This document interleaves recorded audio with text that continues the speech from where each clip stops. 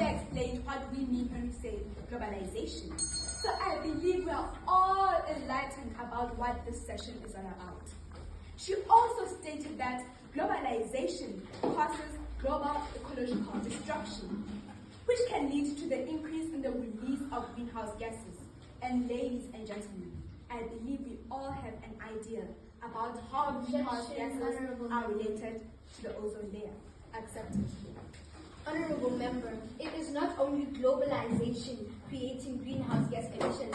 Moving from here to your home, it is not globalization, but still it is creating greenhouse gas emissions. So, Honorable Member, this point seems to not make sense at all. Honorable Member, I believe you do not hear me clearly. I never said that globalization is the only cause of greenhouse gases. I just mentioned that it also creates greenhouse gases. I never say it is the only cause. There are many things that create greenhouse gases, but globalization is one of them. As I was saying before I was rudely interrupted, greenhouse gases can have a very bad impact on the ozone layer. And once again, they can also choke us as human beings and pollute our earth. The opposing team earlier stated that globalization creates technology, gives us some books to write on. But ladies and gentlemen, I believe we cannot always be looking at the minor benefits that globalization comes with, because it means we are ignoring the many health risks it poses to our lives as human beings. My second speaker earlier made it clear that globalization leads to cultural homogenization, because once again, the dominance of certain cultures can overshadow and erode local traditions and identities. Is it really important for us to focus on the cultures of other countries than our own? If we do so, this would show that we don't care about our cultures. We don't care about who we are and who we're meant to be. Distinguished guests, please, Honorable Member, warm your seat. Distinguished guests, I feel so thunderstruck about how the opposition is taking a stand to lead you to such a long path, to such an astray path. Accepted. Honorable Member, you do realize that we have organizations like the United Nations, Southern African Development Community. Those very businesses and companies allow us to express our cultures. They allow, as I explained in one of the key terms, Honorable Member, since you were not listening, I also stated that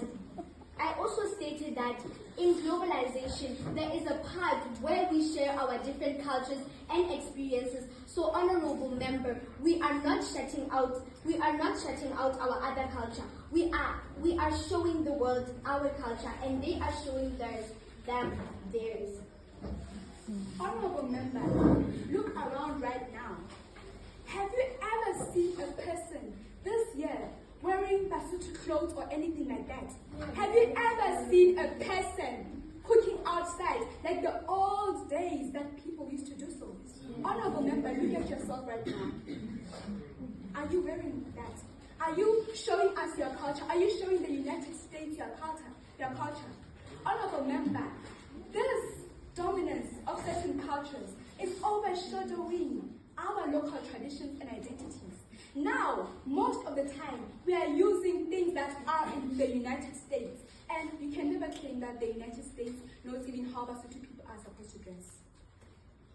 Distinguished guests, as I was saying, I really feel thunderstruck about how the opposition is taking a stand to leading you to such a lost path, to such an astray path.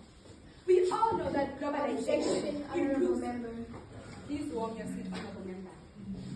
We all know that globalization improves quality, but still that point is weak, because companies pushing standards and innovating their products means that there will be more production, which takes us back to our ozone layer situation.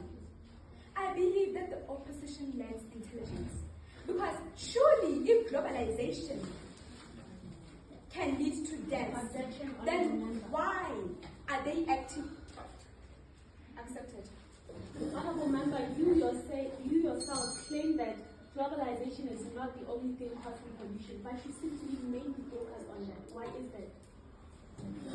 Honorable member, I am not mainly focusing on pollution, but I'm mainly focusing on all these many things that link globalization with pollution. As I was saying, I believe that the opposition team lacks intelligence because truly, if globalization can lead to death, that can truly harm us all. Why is the opposition acting injudicious, scatterbrained, and nonsensical? Research from ScienceDirect.com states that the decreases of civilization, including obesity, diabetes, high sugar levels, and cancer are on the rise due to the increase in global trade. Honorable members, ladies and gentlemen, the opposition is claiming that globalization is more beneficial than harmful.